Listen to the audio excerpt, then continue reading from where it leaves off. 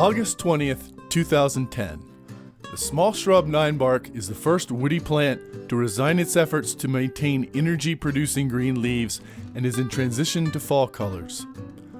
Ninebark, snowberry, and maple perch on either side of a game trail that splits the opening between an old ponderosa and a young Doug fir, then proceeds into a sunlight-streaked clearing. In the clearing is Badonk and her half-year-old cub Rumplebottom. It's 73 degrees just before noon at 4,400 feet in elevation, and the temperatures will climb to 87 degrees by 5 p.m. They are joined by Rumplebottom's twin Doppelganger and head down the drainage to the North Draw Spring System, which they visit without leaving the cover of the forest or the thick vegetation of the draw. The Bitterroot River flows south to north and receives water from the draws from under or above ground. Badonk and her cubs use draws with isolated vegetation, like at Sheep Camp, far less than the North Draw. They use Whaley more than Sheep Camp. It is less vegetated, but closer to timber than Sheep Camp. They use the tightly packed flora of isolated Tongue Creek, more than Whaley, but less than the North Draw. Of all the draws, they spend the most time in the densely vegetated and timber-connected Woodchuck Draw.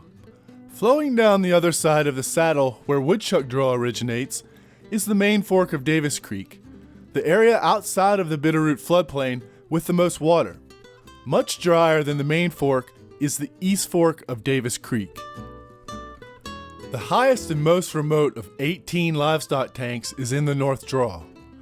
Originally for cattle, the tanks support chipmunks and mountain lions, unless tanks are frozen, and they find other things to do. On August 30th, wolves are at the tank 10 days after Badonk and her cubs. The bears return on September 18th, nearly a month after their previous visit. Though it's rained less than a half an inch in the meantime, they enjoy an above-average yearly total of 16 inches versus a 14-inch average. The cubs are cautious, but Badonk jumps right in. Wolves return to the tank 4 days after the bears. They visit 2 months later on November 22nd, and again the following spring on May the 21st, 2011, and that is the last visit to the stock tank by a wolf to date. Bears are in Whaley Draw on September 24th, 6 days after their bath in the stock tank. There are apple trees in Lower Woodchuck that bears visit almost exclusively at night due to human presence. There is a good chance they are on their way down to them now. This year they are ripe on September 4th. This is one of the less than 10% of daytime appearances of bears at the apple trees. This bear is in a narrow draw with few escape routes a long way from timber. Bears preparing to hibernate, along with white-tailed deer, mule deer, and perhaps red squirrels, ravens, coyotes, and raccoons, fatten on apples throughout September and into early October. Porcupines visit the tree any time of year for tree bark that is always ripe.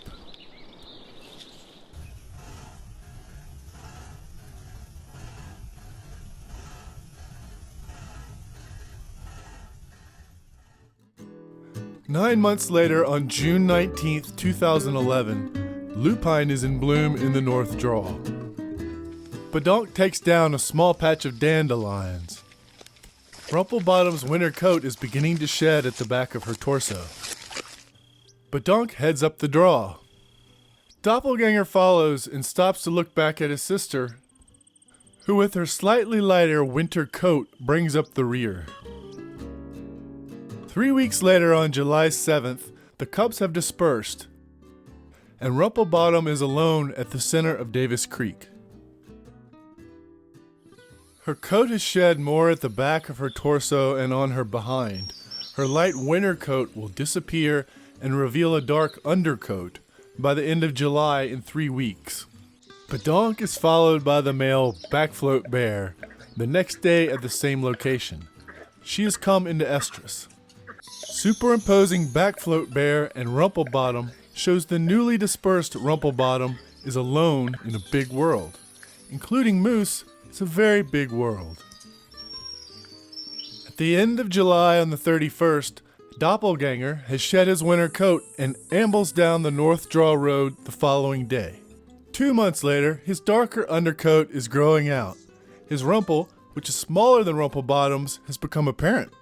His coat will grow and lighten from bleaching as he fattens during the rest of the fall, hibernates, and emerges in the spring. On September 6th, first-year light tan and black bears proceed up the North Draw with their mother.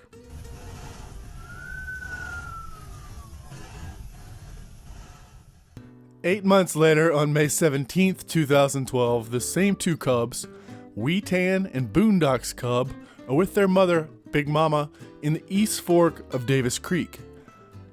Badonk in the Main Fork and Big Mama are parent and offspring, but their genetics do not reveal who is the parent and who is the child.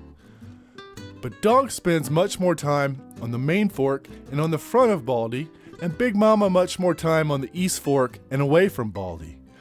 But both bears spend time in both forks and maintain a matriarchal range for themselves and their offspring that is larger and more effectively controlled than they could accomplish alone. Big Mama, Wee Tan,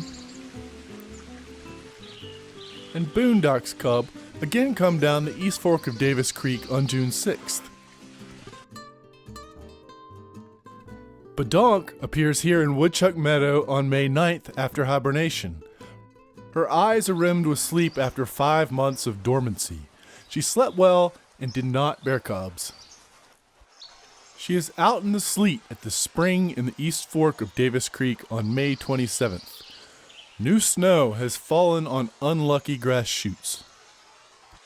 She contracts her nose muscles to make a larger portal for air, as humans do when they sniff hard. Bear noses are dexterous because of the large space for muscles and cartilage. She makes her way up the draw a few hundred yards through the last slushy snow, but makes a U-turn and is back at the spring a half an hour later. Is she checking who is coming to her territory? She is enjoying the oasis of new plant growth around the spring. She controls her territory with her nose. She finds unrelated females with it and expels them, keeps tabs on her dispersing offspring, finds the same mates each year when she is an estrus, and avoids them at other times of the year. This trail is easy for her to follow. It's the male Big Tan, who came through the draw 51 minutes before her. She tracks one of her mates as mating season has begun again, and there is a clockwork influx of male suitors in the first days of June. Backfloat Bear is in the middle of Davis Creek on the same day, June 3rd. Rumplebottom rubs the tree and sniffs 4 days later in the morning where Backfloat Bear marked. In the year after her dispersal, she is establishing a territory and rubs as much or more than an adult. Juveniles mark the same trees over and over, mark in unusual ways, or mark unusual locations. They're figuring out what works and what doesn't, and like juveniles of all species, abide by the rule, more is better. She will be sexually immature for a couple of years, and there would be no reason for her to advertise her presence to mates. She does mark herself as a female. Only females rub their backsides on rub trees. She finishes and immediately checks branch tips and the ground to determine who was there before her.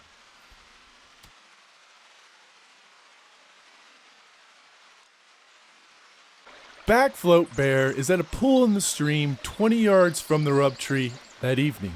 He dips his nose repeatedly in the water before relaxing.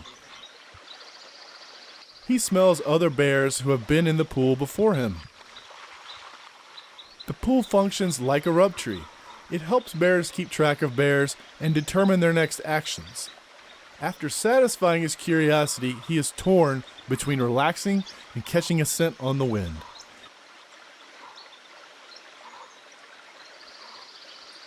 He spends most of his life in thick vegetation and becomes aware of bears by smell before he sees or hears them. Pointy horsetails are a staple spring bear food. and bears mow down dandelions too when they find them. Big Mama eats horsetails at the spring in the East Fork of Davis Creek in the morning 2 days later on June 9th with Weetan. Boondock's cub has already dispersed. That evening, she takes Weetan to the pool, and that is the last time they are together.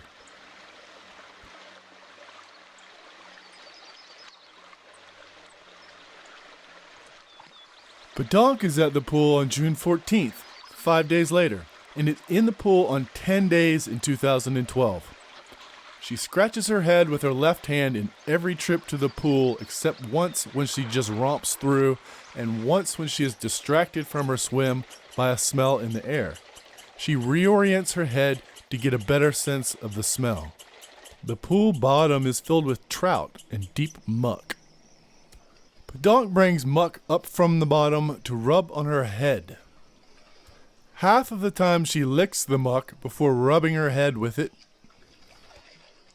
3 times she sniffs the muck. And twice she goes straight to her head grooming, her claws making an adequate comb, and is unconcerned with what is on her paws.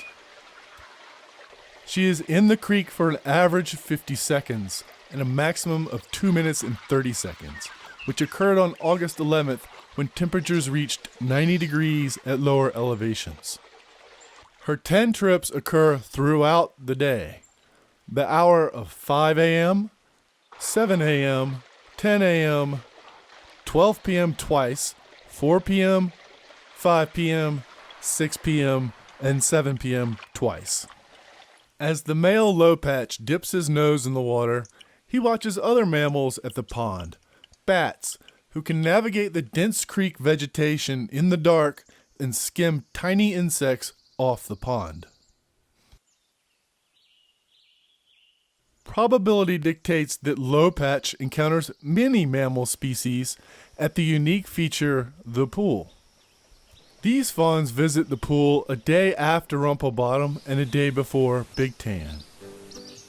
They are too old to be a carry-along lunch, but would be a tempting target. Moose calves would be a great accomplishment and a rare feast. 20 yards from the pond,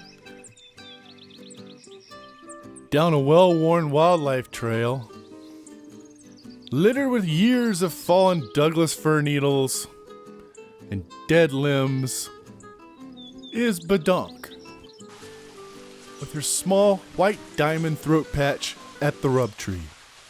She is at the rub tree on 7 of her 10 trips to the pond. The first time on July 14th, she is an estrus and urinates at its base. Badonk goes from the rub tree and into the pool 3 times, and from the pool to the rub tree 4 times. She checks the tree for other bears by sniffing it or inspecting the ground around the tree. She back rubs twice, both times after the mating season. Bears enjoy the cover and water of Davis Creek, but they are in a tight draw, and it's a 1 or 2 lane road on the sides of the creek. Twigs give this moose information on recent traffic. A lion train may cause a bear to rethink his travel route, or vice versa. This red squirrel is suddenly rerouted.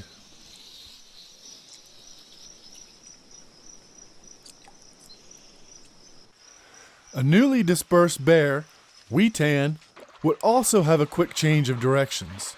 This is her first trip to the pool on her own on July 17th, 5 weeks after she was here with Big Mama, and her energy level is high. This is common at the pool. Rumplebottom's energy level is high the following day. She will use the same movements as she encounters and interacts with bears throughout her life. Badonk is in the pool 44 minutes after Rumplebottom. It's a hot July day with temperatures climbing to 92 degrees at lower elevations, and Rumplebottom has returned an hour and 20 minutes after Badonk. An hour and a half later, she has walked 1/3 of a mile northwest down the creek and is at another rub tree called the North Rub Tree. 3 hours later, Doppelganger on the right with male anatomy visible is at the same rub tree. On the next day, July 19th, Rumplebottom is in the creek beside the rub tree. Her trailing tuft of hair identifies her as a female. It acts as a funnel that leaves her scent as she moves down the trail. Males have a penis tuft that performs the same function. She moves from the north rub tree to the pond rub tree again in an hour and a half. The Douglas fir canopy shelters her from the hot sun on her trip along the creek. Under the shade of the trees, she passes arrow-leafed groundsel.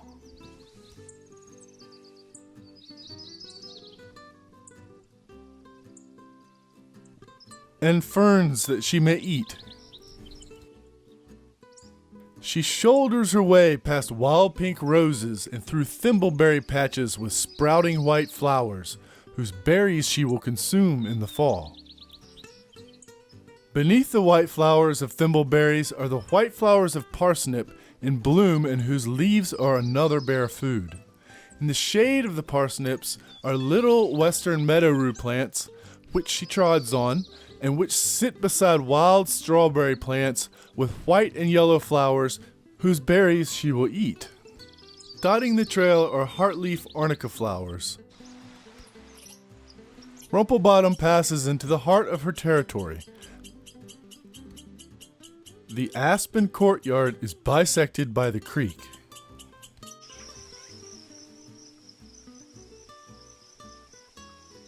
Which flows into the pond.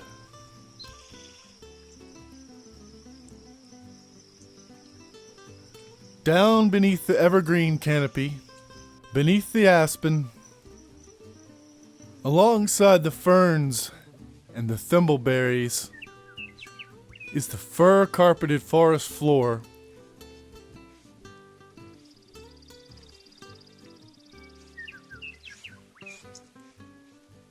where Rumplebottom sits after her hour-and-a-half-long journey, rubbing away at the grand fir column. 2 days later, on July 21st, Bedonk makes her romp through the pond. Rumplebottom romps through an hour and 45 minutes later and rubs at the tree. The next morning, Doppelganger is in the pond and rubs the tree. His male anatomy is visible.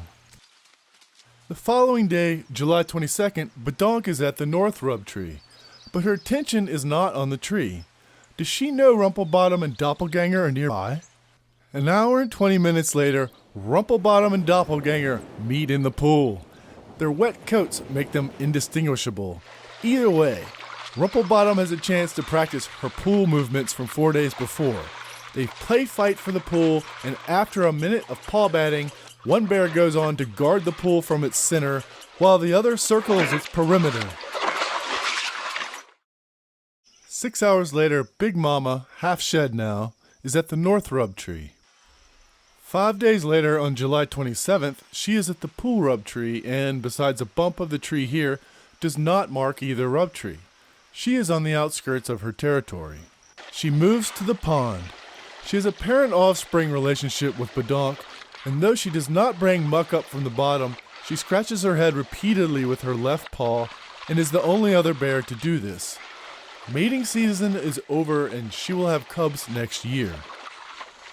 Fall arrives and Rumplebottom has expanded her territory from a small dispersal territory the year before to a larger territory that includes the woodchuck. She marks and inspects this woodchuck rub tree on September 1st. On September 9th, she tends to the side branch.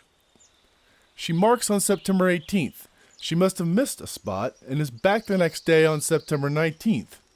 Oh, it's the other branch she missed. And she is back a week later on September 26th. She does not rub. No bear has rubbed here since Doppelganger 10 days ago. Her work accomplished, she heads into hibernation.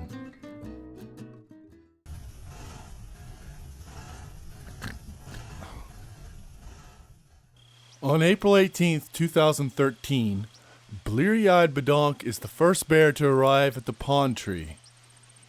She first tries to determine who has been in her territory by inspecting the tree and the surrounding area. She then returns to give it a good rubbing and bear stomps off. Rumplebottom is in the north draw a week later on April 25th. Weetan eats new grass shoots in the main fork of Davis Creek a week later on May 5th. Along with Badonk, Rumplebottom, and Big Mama, she is now one of 4 independent and closely related females who control Davis Creek and exclude, with near 100% success, other mature females. Doppelganger arrives at the pond 2 days later on May 7th, inspects the pond tree, then rubs it. Rumplebottom reestablishes her new territory. On May 1st, she rubs and inspects a tree in the North Draw. May 7th, she inspects a rub tree in Tongue Creek where Backfloat Bear has rubbed. May 9th, she rubs a tree in Woodchuck Meadow. May 11th, she prefers eating fresh grass shoots to rubbing a roadside tree in the middle of Davis Creek. And on May 19th, she is at the pond rub tree. Big Mama appears in the East Fork with her second litter of cubs 2 weeks later on June 5th at the spring. She brings them to the East Fork of Davis Creek 7 times and the main fork 3 times, with 2 visits to the pool. She is at the pool here on August 25th. By June 21st, the mating season is well underway, and Low Patch is found at Rumplebottom in Tongue Creek. The next day, the 22nd, she is alone on top of Baldy and in the North Draw 4 hours later.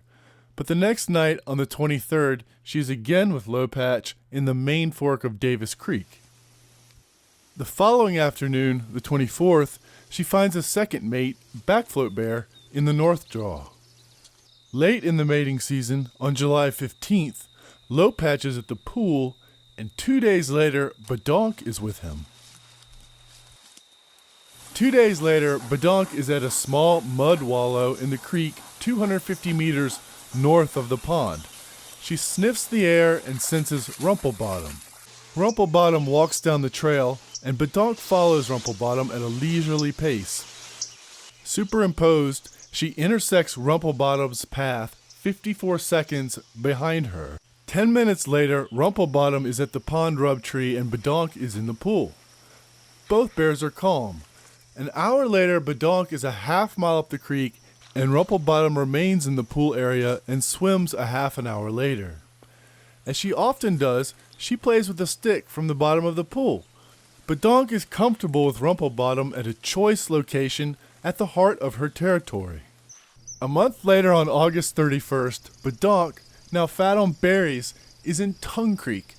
That night, Rumplebottom enters the draw. 7 minutes later, Rumplebottom has found Badonk. Badonk yawns, sits down, and tolerates Rumplebottom wrestling around on her back like Rumplebottom did when she was a cub. Badonk moves off, and Rumplebottom goes to sleep. Both bears' mating seasons were a success, and they are pregnant going into hibernation.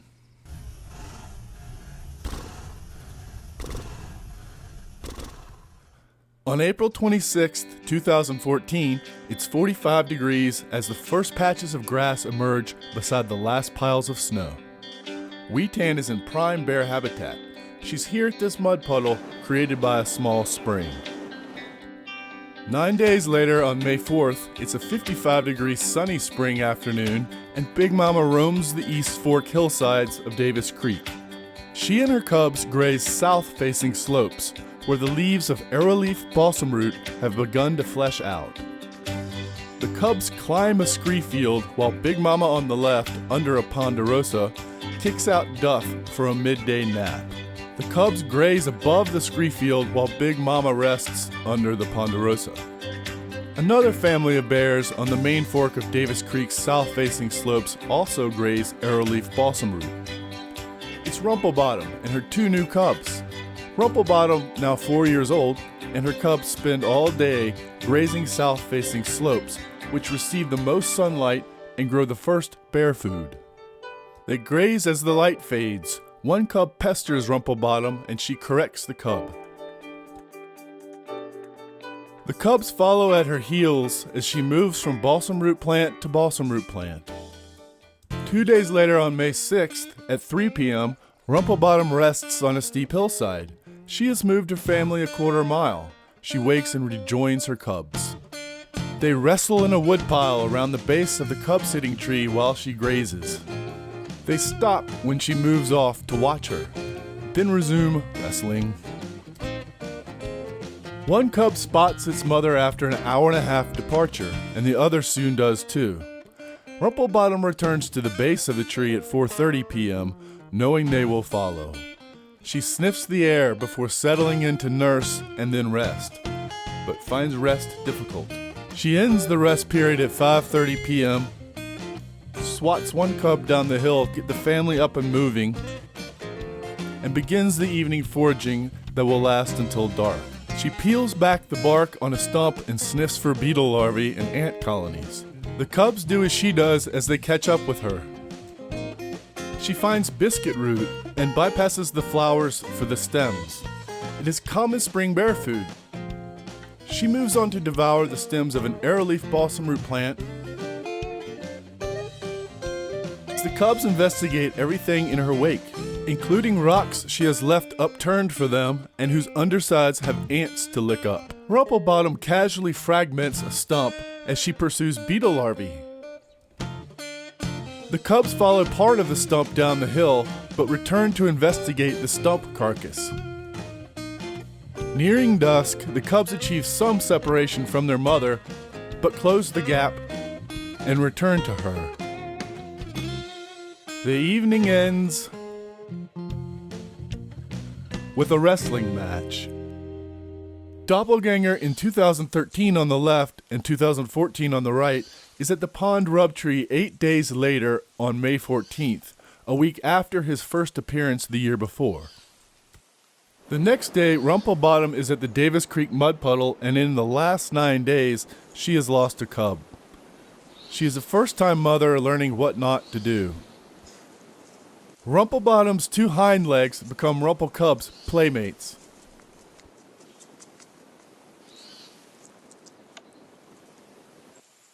The next day, Doppelganger and his flexible muzzle are in Tongue Creek mowing down dandelions. Rumple Cub makes his first trek to Tongue Creek 2 days later and finds Doppelganger has eaten nearly all of the dandelions. 6 days later, Rumplebottom returns, and so do the dandelions. Rumplebottom and Rumple Cub mow them down, then find some time to wrestle, stake their claim to the rejuvenating food source, wonder at the cottonwood seeds drifting through the air, and wait for new flowers to sprout from between the dandelion leaves. The pair exit Tongue Creek in the safety of darkness the following evening, May 26th, journey back to Davis Creek, and arrive at the North Rub Tree at dawn on the 28th. Most of Baldy's arrowleaf balsam root has sprouted up,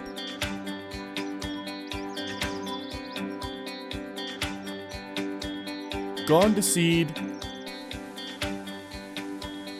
and become caterpillar food by the time Badonk appears. She surfaced a month earlier on May 9th in 2012 and a month and a half earlier on April 18th in 2013. Does she allow Rumplebottom time to nurture her vulnerable offspring without competition for limited resources? She finally brings her new cubs, Baloo in black and Mowgli in brown, to the rich food sources of Davis Creek on June 7th. She travels 1/3 of a mile up the creek in 6 hours and makes her presence known. Mowgli and Baloo explore their new home.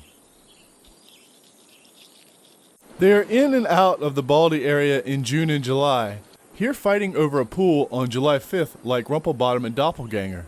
They become a constant presence from August 1st until hibernation. By August 2nd, a month later, the cubs have grown. In August, Badonk and her cubs and Rumplebottom and her cub visit the Davis Creek mud puddle 20 times. Rumple Cub has grown as well.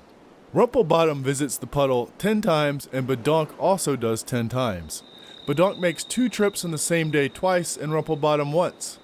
They are as close as 32 minutes apart on August 12th. They leave scent trails of dripping mud puddle water for hours after they depart. Throughout the year, the adults use the same spot at the puddle. Rumplebottom, May 15th, May 31st, June 9th. Badonk, August 2nd. Rumplebottom, August 10th. Badonk, August 12th and 14th. Rumplebottom, August 29th. Badonk August 31st and September 8th, and Rumplebottom October 19th. On October 3rd, Rumplebottom and cub are in Tongue Creek in an aspen grove early in the morning. Badonk and cubs enter that evening. They drink at a spring in the center of the aspen grove, and Badonk unexpectedly avoids the mud by walking on sticks. As the light fades at 8 p.m., they are still beside the spring. An hour and 15 minutes later, at 8:16, Rumplebottom and her cub are at the aspen grove. In springtime, Rumplebottom and cub are in Tongue Creek on 7 days, and in autumn are there 8 days, but are not in Tongue Creek between June 2nd and September 28th, an almost 4-month absence.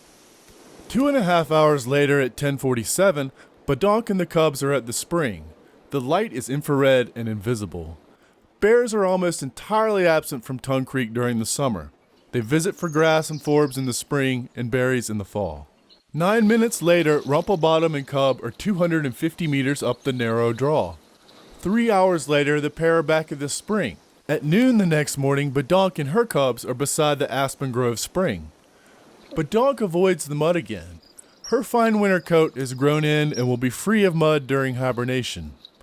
The mother and cubs must have encountered each other multiple times foraging in the tight draw the last 2 days, but at no time show elevated energy levels.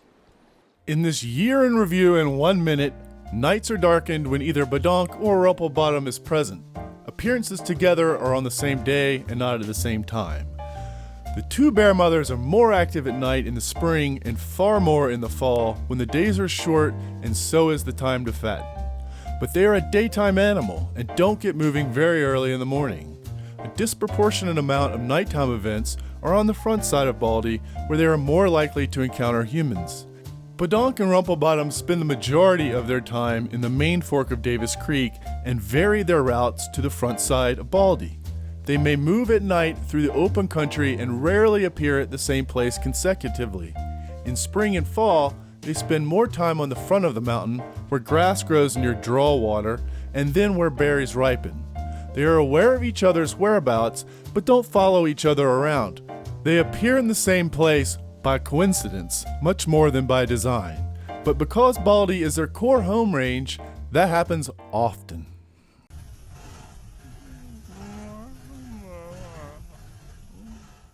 In 2015, Rumplebottom and cub hibernate on the backside of Little Baldy, here at the bottom of this slash pile. Their porch has a view of all of Davis Creek, where they spent most of last summer. Tree roots act as set pikes against invaders. The trees shed needles or a dry bed with just enough room for two above this horizontal tree limb. Rumplecub is out unescorted on a sunny morning on March 22nd. He eats whatever fresh shoots he can find among the dead grass stalks of last year, then returns to the den. That evening, his mother sniffs the air, and the two move off the slash pile and down to graze on grass shoots. Rumplebottom does some grooming, partakes of a few wintering insects, then the two pluck blue bunch wheatgrass shoots. They encounter and ignore two white-tailed deer that graze above them. They graze until dark a few hundred yards from their den, then trek back to the den at dark. They do not emerge for 2 days. Then on March 25th, surface an hour and a half before dark, and Rumplebottom chews grass and grooms her cub at the same time. Rumplecub goes back in the den and needs some prodding to come out. The cub has been fed in the den all winter. Rumplebottom is hungry too, but for grass. Dogs in the valley below are heard by Rumplecub.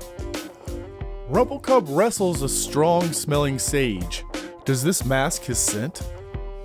Then Mom jumps in. Rumplebottom, victorious, returns to feed, but the bout is not over. She moves back to the rub sage for more wrestling. Rumplecub is persistent. After more wrestling at the slash pile, Rumplecub has had enough. Rumplebottom returns to her sage bouquet and grooming, but her cub does not follow. Rumplecub waits to be fed back at the den entrance at dark. The next day, May 26th, they again do not venture more than 100 yards from the den. It's Rumpelcub who has to do the coaxing to get moving. The following day, May 27th, they emerge 2 hours before dark and forage above the den. Cross the slash pile onto the southern aspect of their slope, forage on the hillside, then as darkness approaches, they begin to return to the den. But her plans change. Rumplebottom takes one last look back at the den, then turns the other way. It takes a while for Rumpelcub to notice Mom is not behind her, but Rumpelcub catches up, and the two leave the den for good and embark on a new year. They graze for days on the same hillside as in 2014. April 7th, a mile up Davis Creek from their den on a south-facing slope, Rumplebottom is a bit braver than Rumpelcub. April 8th, one day later, Weetan, in 2015 on the right, appears 2 weeks earlier than last year 2014 on the left, after a much milder winter. April 17th, Rumplebottom and Cub graze grass on the front side of Baldy. April 21st, Badonk, Mowgli, and Baloo appear early this year at the top of the main fork of Davis Creek. April 23rd to April 28th, Rumplebottom and Cub make the first Mud Puddle to Tongue Creek to Mud Puddle trip of the year, 3 weeks ahead of last year. May 4th, Big Mama is with her third litter of cubs in the East Fork of Davis Creek. May 4th, Doppelganger appears in Tongue Creek, also 2 weeks ahead of schedule from last year, and mows down the dandelions. May 5th, Doppelganger is not on Baldy during the rest of spring and summer and may have finally dispersed. May 11th, Mowgli takes a pass on the bear diving board. 15 minutes later, Mowgli runs up a hill 1 minute ahead of Baloo and startles Baloo on the way back down. Mowgli fails to apologize and eats some grass. 2 hours later, the Rumples are at the mud puddle. Rumpelcub takes a bath. May 16th, Rumpelcub, nearing dispersal time, is 22 minutes ahead of Mom, who tracks down her cub, indicating Rumpelcub may be willing to disperse without Mom's prompting. May 17th, they are together again in the North Draw at the carcass of an elk that died the fall before, over a half a year ago. May 18th, still in the North Draw the following day, Rumpelcub's affections are rejected. May 19th, in Upper Woodchuck, Rumpelcub takes a last rub tree lesson. May 23rd, Badonk is already visually checking on her right for service berries and choke cherries. May 25th, Rumpelcub is back at the elk carcass in the North Draw. Rumplebottom is alone in the North Draw 20 minutes behind Rumpelcub. May 28th, Rumplebottom is alone at Woodchuck Meadow. May 30th, Rumpelcub is alone in Upper Woodchuck and is now fully independent. June 1st, Rumplebottom is free to enjoy the main mud puddle. June 8th, Rumpelcub has returned to the North Draw. June 9th, Rumplebottom is in the estrus and followed by Lowpatch in the same direction and at the same location as she was 2 years ago on June 23, 2013. June 10th, the same pair are in the Woodchuck.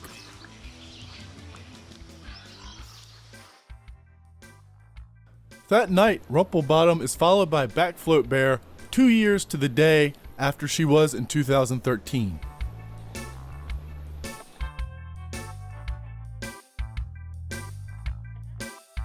June 13th, Mowgli, not yet dispersed, proves braver than Rumpelcub.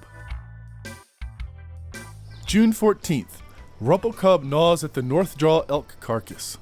Later that day, Badonk is 2 minutes ahead of Mowgli, who is a minute ahead of Baloo. Rumpelcub remains in northern and central Baldy on the front side and northern Baldy on the back side. On June 22nd, Rumpelcub ventures up Davis Creek. And on June 22nd, Rumple Cub is at the north rub tree. Later that day, Badonk and Cubs visit the elk carcass, move down the north draw, and swim in the stock tank the next morning. Or Baloo almost swims in the tank. Mowgli is the more confident swimmer. Rumple Cub makes it to the puddle. June 24th, Badonk checks for berries. Later that day, Rumplebottom is again with Backfloat Bear. An hour and 10 minutes later, Badonk, Baloo, and Mowgli visit the mud puddle together for the last time. Rumple Cub returns to the north draw. June 26th, Mowgli can relax in the mud puddle without having to fend off Baloo.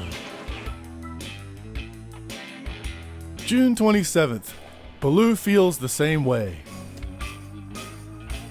June 28th, Badonk is followed by Backfloat Bear.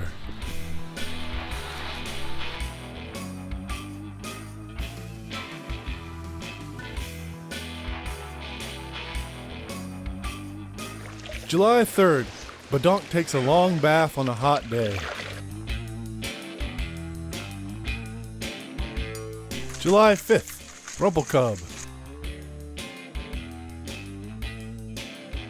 July 9th, Rumple Cub goes for a first swim alone.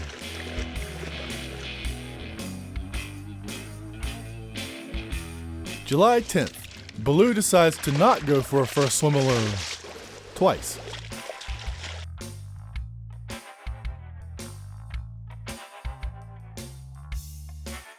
July 13th, Mowgli uses the bear diving board, 2 out of a possible 10, then flings water and scent on the bear rub tree, a bear accepted marking practice. July 14th, Rumple Cub is at the Tongue Creek Spring. July 15th, Rumple Cub finds some Tongue Creek service berries, like these.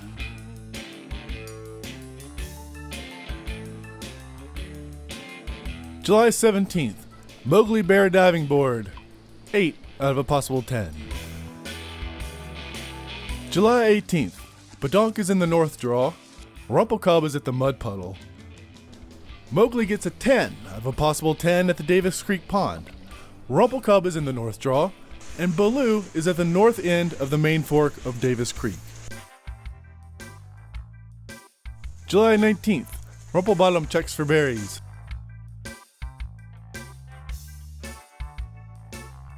July 20th, more Rumplebottom berry checking. July 23rd, Badonk, probably just admiring the squirrels. July 24th, Rumplebottom eats Tongue Creek service berries.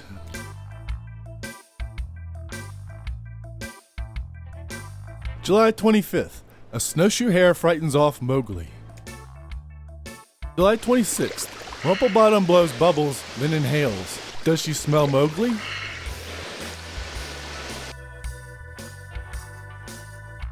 July 27th, Rumplebottom's efforts to keep an eye on these woodchuck service berries have paid off.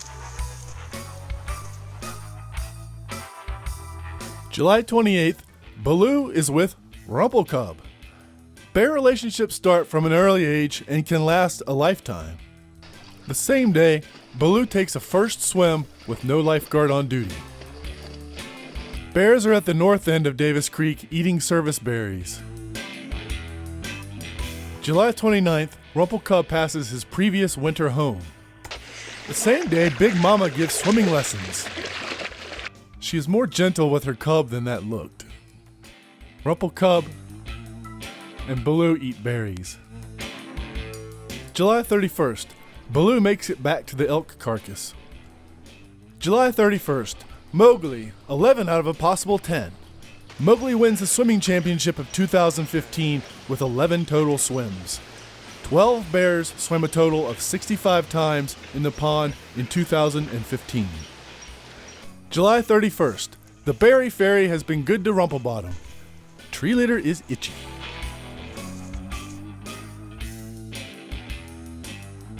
August 3rd, Mowgli is the first bear to rub the wrong side of this tree in the last 162 bear opportunities. then produces another novelty.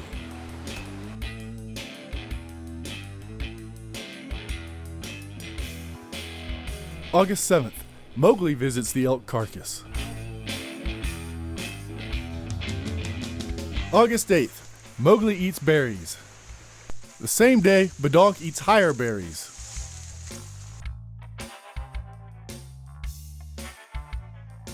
August 12th, Baloo makes it to the woodchuck for the first time alone. August 17th, Mowgli is in the woodchuck for the first time alone.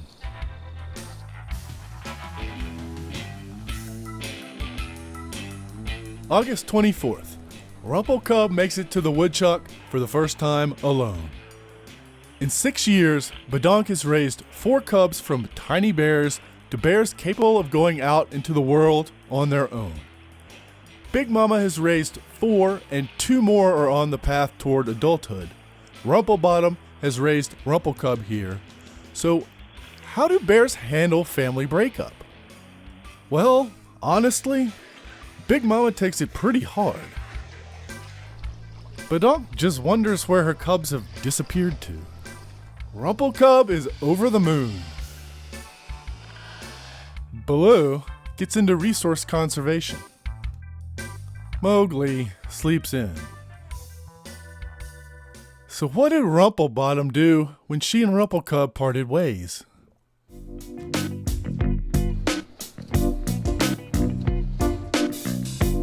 She was quite thrilled about it. She was quite thrilled about it. Thrilled.